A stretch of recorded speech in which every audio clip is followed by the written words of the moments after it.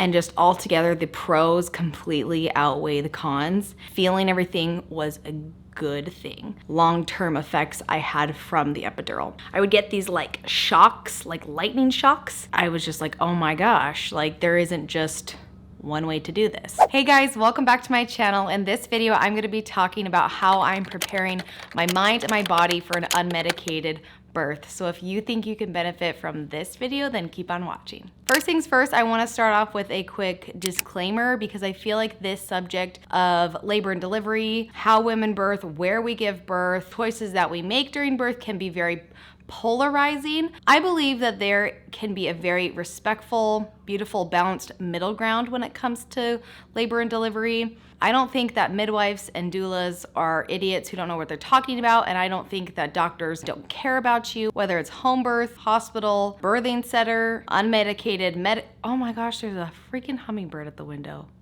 Unmedicated or medicated, I think that you can be very respectful and understand that birth in itself is a beautiful thing. Cesarean, vaginal. There's a freaking hummingbird.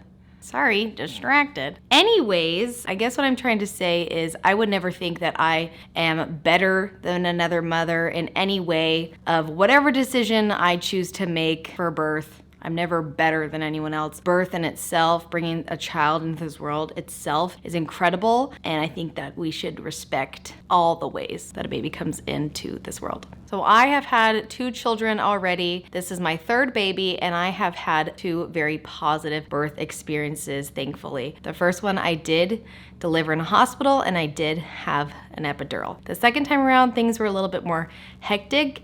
Honestly, getting an epidural wasn't even on my mind because I just wanted to make sure that my baby was okay, and I didn't really understand the whole NICU process, and that was my main concern. And then with the second time around, I think I was just curious, like, could you do this without an epidural? Because of my first experience, the only negative part that I did have were effects from the epidural post-birth. So birth in itself was great, very positive. After that, not so great. So the second time around, I had thoughts about not getting it because of those long-term effects I had from the epidural. So for the second pregnancy, I actually did some research. I looked into hypnobirthing. I listened to 2 hypnobirthing books. I read 1 book about natural birth, and then I also watched a lot of Bridget Teylor's YouTube videos. So my goal for the second time was, okay, let's see how far you can go without getting an epidural. And then my water broke exactly at 34 weeks, and then my mind just didn't even think about that whole process. It was just like, okay, I just want a baby that's alive and healthy, and let's just figure out this. Okay, good job. So with my second, because he was a premature baby, I had to like lay flat in bed. I couldn't get up. They were trying to stop labor as much as they could. So I was just like, okay, let me just see how long I can breathe and ride these surges. Let's see how far I can go. And I wasn't allowed to get any cervical checks because they didn't want to speed up anything. And then finally my nurse came in and she said, the doctor wants to check you and see where you're at. And she's like, how you're feeling? I was like, it's painful. I was like, but I still feel like I can work through them. So she texts me and she's like, oh, you're at a 7. And I was like, holy crap. And so she texts me and she's like, you're at a 7. She's like, didn't you want an epidural? Yeah, I did want an epidural. And she's like, well, 7's like, if you want your epidural, I need to call it in right now. And I was like, okay, like go get it. Okay, where was I? Oh yeah, so I was like, all right, just go get the epidural. I don't want to tell the whole story just for the sake of this video, but in summary, epidural didn't take. They ended up just taking out the tube or whatever it's called, and then I was able to give birth unmedicated. And that was not the plan, but I'm so grateful that I did because it ended up being a huge blessing in disguise. And it really opened my mind up to so many things. First thing that opened up my mind to is I realized how strong and capable my body was. I think I just didn't have enough faith in myself that I could give birth without an epidural. So that's the first thing. It was kind of like, oh, you can do this. The second thing being, it opened my eyes to how many options I have to give birth to my child, whether it's how I do it, where I do it. I was just like, oh my gosh, like there isn't just one way to do this. And then the third thing, the biggest one of all, the reason I do not ever want to have an epidural again, because of my experience after birth with the epidural, and just altogether the pros completely outweigh the cons. I had energy after I gave birth. I was able to control my body. I didn't feel like I got hit by a bus. I was able to get up, move around, go to the bathroom by myself. And then the birth itself, I was able to have so much more control, and I could like feel everything. Before that, I thought feeling everything would be bad, but when it came to pushing and that actual process, feeling everything was a good thing. And then with not getting the epidural, I had a really bad experience with the catheter.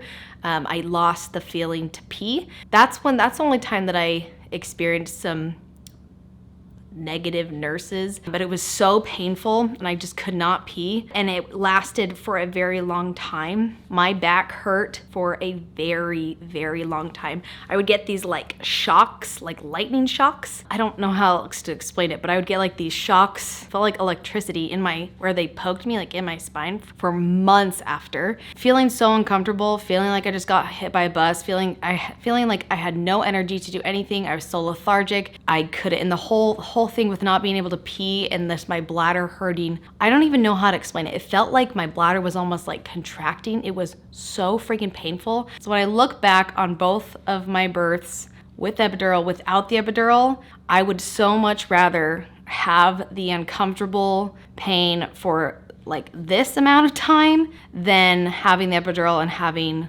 uncomfortable pain for days and weeks and months. And I would so much rather have the adrenaline and energy and feeling like myself again this quick right after having birth instead of the first time when I had the epidural. I feel like it took me so long to feel like myself again and feel like I wasn't just hit by a bus. So now that you understand where my mindset is on why I want an unmedicated birth and I don't want an epidural ever again, so now I'm going to be talking about all the things that I'm religiously doing this pregnancy, stuff that I kind of like dabbled in last pregnancy, but I'm really doing this pregnancy because I'm going into this birth not getting an epidural and I'm having an unmedicated birth. So the first thing is just learning everything you can about the anatomy of your body. What happens during each stage of birth is a huge one for me. Looking back on my second birth, I don't know if I even would have got the epidural if I would have just understood what stage I was in, because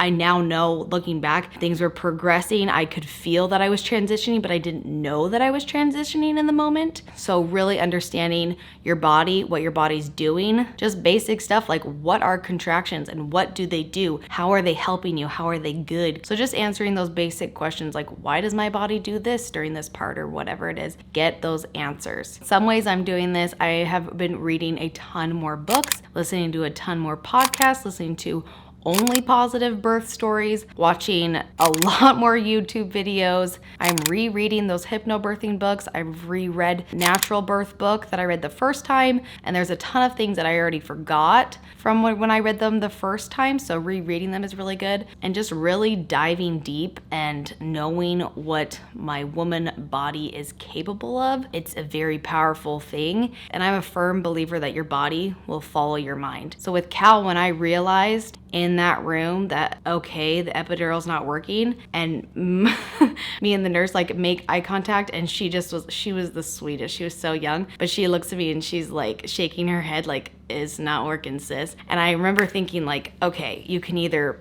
panic and start screaming and hyperventilating because it's not what I had planned for, or you can really zone in and think about those teeny little things that you learned. And the biggest thing for me was the breathing. That was like, I think, how I was able to go to the end, to delivery, if I didn't practice the 4 in, 6 out. And then I remember in one of my hypnobirthing podcasts, they were saying to picture like each contraction, which are called surges. Each surge is like a wave, and your baby's like on a boat, and each wave, each surge brings your baby closer and closer to you. That mental image was really, really helpful because I was so scared, and I was scared that he wasn't gonna be okay, it was too early or whatever it was. Those two things, the breathing and then the hypnobirthing mindset and the visual, were super helpful. So another thing that I'm doing is I am practicing those breathing techniques every time I get a Braxton hit contraction. So I get those very, very early on. This pregnancy, I felt them around 15 to 16 weeks, and usually they are when I'm laying in bed about to go to sleep. But sometimes I will get them throughout the day or when I'm in the shower. So I just kind of take my breath and I ground myself, and then I'm just starting to practice my breathing, practicing like the meditation, the positive affirmations for myself. When you listen to these natural birth podcasts, they talk about you're not just gonna go and run a marathon tomorrow, you're gonna prepare and practice for months ahead of time